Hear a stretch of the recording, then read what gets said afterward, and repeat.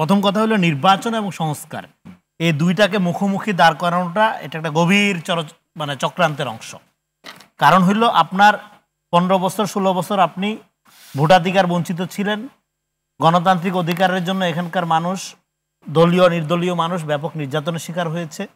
ফলে এখন আপনি একটা গণতান্ত্রিক প্রক্রিয়ার দিকে ফিরবেন, তো সেখানে নির্বাচন নিয়ে কথা বলতে হবে কেন? এখনো আমাদের নির্বাচন তার প্রাইমারি সিঁড়ি। নির্বাচনে অনেক সমস্যা আছে, নির্বাচন প্রপারলি করা যায় নাই, অনেক প্রবলেম আছে, ঠিক আছে, ভালো কথা, কিন্তু নির্বাচন তো ইস্যু হওয়ার কথা না। আপনি গণতান্ত্রিক প্রক্রিয়ায় ফিরবেন, সেখানে নির্বাচন ছাড়া এই সরকার আর কি দিবে? ধরেন এই সরকার যদি সমস্ত কাজে ব্যর্থ হয়, সেই ব্যর্থতা কার? কমপ্লিটলি এই ব্যর্থতাটা সবাই ভাগ করে নিতে হবে, কারণ সম্মিলিতভাবে এই সরকারকে আমরা গঠন করেছি। তাহলে এই সরকারের সফলতা হওয়ার একমাত্র পদ্ধতি যদি বলেন, সব ব্যর্থতা হয়ে যাওয়ার পরেও একমাত্র পদ্ধতি একটা সুন্দর নির্বাচন, যেটাকে তারা ঐতিহাসিক নির্বাচন বলছে, সেই নির্বাচন দিলেই তারা সফল হয়ে যাবে। কথা সেটাও না, কথা হলো এখানে নির্বাচন এবং সংস্কার প্রক্রিয়াকে আপনি যখন মুখোমুখি দাঁড় করান, তখন এখানে এমন একটা গ্রুপ দাঁড়ায় যায়, না নির্বাচন না সংস্কার, তাইরে নাইরে করে ক্ষমতাটাকে যতখানি বুক করা যায় করবে। এর মধ্য দিয়ে যেটা হয়, এই যে ক্ষমতার হামিদ কারজাই মডেল, বিএনপি সাদাবাজ, এনসিপি দুর্নীতিবাজ, জামাত ৭১ যুদ্ধ অপরাধী, ভালোকে এনজিও প্রজাতন্ত্রী বাংলাদেশ সরকার, তাই না?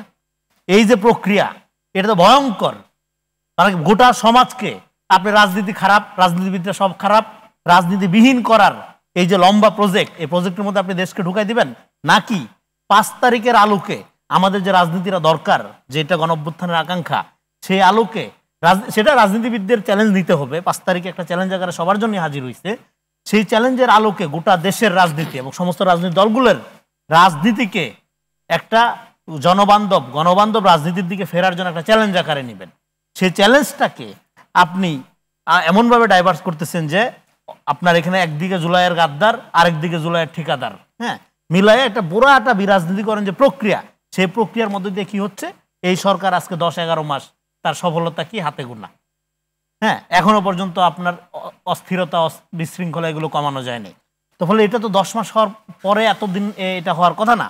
ঠিক আছে, অভ্যুত্থানের পরে একটা ক্যাওয়াটিক কন্ডিশন থাকে, এটা সারা দুনিয়াতে থাকে, আমরা জানি, কিন্তু 10 মাস সময় তো কম না। ফলে এখন একটা স্থিতিশীলতা আসা দরকার। আর দেখেন, আপনারা যদি সংস্কারের কথা বলেন, আগে একটু নির্বাচনের কথা বলি। দেখেন, নির্বাচন নিয়ে আমার মোটেও আগ্রহ নেই, কারণ নির্বাচন হাসিনাও দিছে। আমার আগ্রহ হলো ভোটাধিকার নিয়ে। হাসিনা তো একটা ভোটবিহীন নির্বাচনের সংস্কৃতি চালু করে দিছিল, ভোট উৎসব মুখরভাবে হয়েছে, এখানে নকল গান বাজাইয়া ভোটের আগে পাবলিককে শব্দ দূষণের চূড়ান্ত জায়গায় নিয়ে গেছে।